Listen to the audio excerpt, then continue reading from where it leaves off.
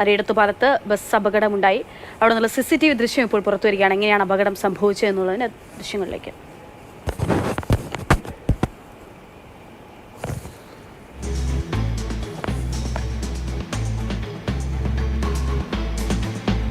കുറച്ച് അകലെ നിന്നുള്ള ഒരു CCTVയിലുള്ള ദൃശ്യങ്ങളാണ്.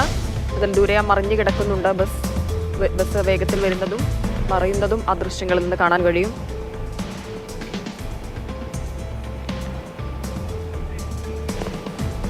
അപ്പോഴെന്താണ് സംഭവിച്ചതെന്ന് നമുക്ക് വ്യക്തമാകുന്നില്ല. അതെ, ദൂരെയുള്ള CCTV ആയതുകൊണ്ട് ചെറിയൊരു അത്രയും ദൂരം നിന്നുള്ള ദൃശ്യങ്ങൾ മാത്രമേ നമുക്ക് കാണാനുള്ളൂ. ബസ് മറിയുന്നത് മാത്രമേ കാണാനുള്ളൂ. ബസ്സിന്റെ വേഗത സംബന്ധിച്ചൊന്നും ഒരു വ്യക്തത വരുന്നില്ല.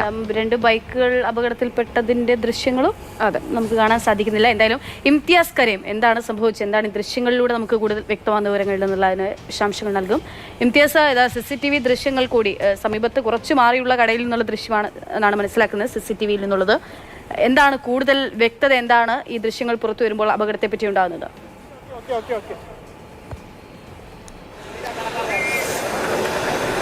അക്ഷയ, ആ CCTV ദൃശ്യങ്ങൾ ഇപ്പോൾ നമ്മൾ കണ്ടു. ഒരു പക്ഷേ അത്രത്തോളം വ്യക്തതയില്ലാത്ത ഒരു CCTV ദൃശ്യമാണത്. അതായത് ഈ അപകടം നടന്നതിൻ്റെ തൊട്ട് വലതുവശത്തായിട്ടുള്ള ഒരു കടയിൽ നിന്നുള്ള CCTV ദൃശ്യമാണത്. കൂടുതൽ CCTV ദൃശ്യങ്ങൾക്കും മറ്റുമായിട്ട് നമ്മൾ ശ്രമിക്കുന്നുമുണ്ട്.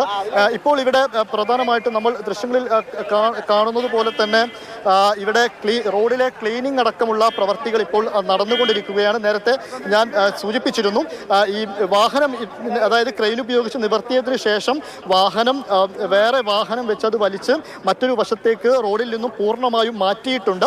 അതിനുശേഷമാണ് ഇപ്പോൾ ഈ വൃത്തിയാക്കൽ പരിപാടികളിലേക്ക് ഫയർഫോഴ്സ് സംഘം കടന്നിരിക്കുന്നത്. റോഡിൽ പരക്കെ, അതായത് ഈ വാഹനം മറിഞ്ഞ ഉടനെ തന്നെ ഓയിലും ഡീസലും അടക്കം റോഡിലേക്ക് കലർന്നിരുന്നു. അത് ഏത് വിധേനയും അതിലൊരു വാഹനം പോയാൽ പൂർണ്ണമായിട്ടും ക്ലീൻ ചെയ്തിട്ടില്ലെങ്കിൽ ഒരു അപകടം ഉണ്ടാവുന്ന സാഹചര്യത്തിലാണ് ഉണ്ടായിരുന്നത്. അതിപ്പോൾ ഫയർഫോഴ്സ് സംഘം പൂർണ്ണമായിട്ടും അത് ക്ലീൻ ചെയ്തിരിക്കുകയാണ്. അതുകൂടെ കഴിഞ്ഞാൽ ഈ റോഡ് പൂർണ്ണമായിട്ടും ഗതാഗത യോഗ്യമാക്കാനും ഇവിടുത്തെ പ്രശ്നങ്ങൾ പരിഹരിച്ച് മുന്നോട്ട് പോകാനും കഴിയുമെന്ന് തന്നെയാണ് കരുതുന്നത്.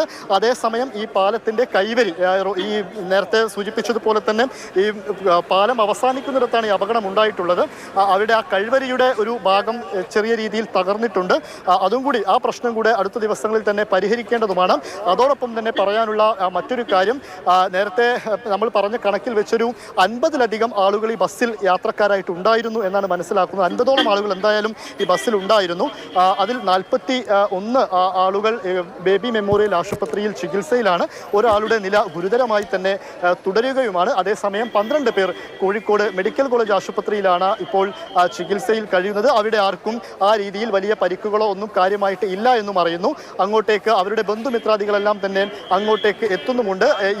ഇവിടെ ഇപ്പോൾ നേരിടുന്ന ഒരു പ്രധാനപ്പെട്ട പ്രശ്നമെന്ന് പറയുന്നത്, ഈ അപകടം നടന്ന സ്ഥലത്ത് ഇതൊരു നഗരമായതുകൊണ്ട് തന്നെ നിരവധിയായ ആളുകൾ ഇവിടെ കൂടി നിൽക്കുന്നു. പോലീസും ഫയർഫോഴ്സ് സംഘവും എല്ലാം അവരെ മറ്റു വശങ്ങളിലേക്കൊക്കെ മാറ്റാൻ ശ്രമിക്കുന്നുണ്ട്. പക്ഷെ ഒരു അപകടം നടക്കുന്നതിൻ്റെ കൗതുകത്തിൽ, ആശങ്കയിലൊക്കെ ആളുകൾ ഇങ്ങോട്ടേക്ക് എത്തി അത് വീക്ഷിക്കുന്നത് ഒരു പക്ഷേ ഇവിടെ ഒരു ചെറിയ രീതിയിലുള്ള വാഹനങ്ങൾക്ക് പോകാനും അതുപോലെ ഇവർക്ക് ഇവിടെ ഈ റോഡിലെ ഓയിൽ മാറ്റാനും അത്തരം കാര്യങ്ങൾക്കൊക്കെ ചെറിയ രീതിയിലുള്ള ബുദ്ധിമുട്ട് ഉണ്ടാക്കിയിരുന്നു. ഒരു പക്ഷേ അതിപ്പോൾ പൂർണ്ണമായിട്ടും പരിഹരിച്ചു എന്ന് തന്നെ വേണം പറയാൻ. ദൃശ്യങ്ങളിൽ കാണുന്നത് പോലെ തന്നെ ഫയർഫോഴ്സ് യൂണിറ്റ് കൃത്യസമയത്തെത്തി റോഡെല്ലാം ക്ലീൻ ചെയ്തു, വാഹനം മറ്റൊരിടത്തേക്ക് മാറ്റുകയും ചെയ്തു.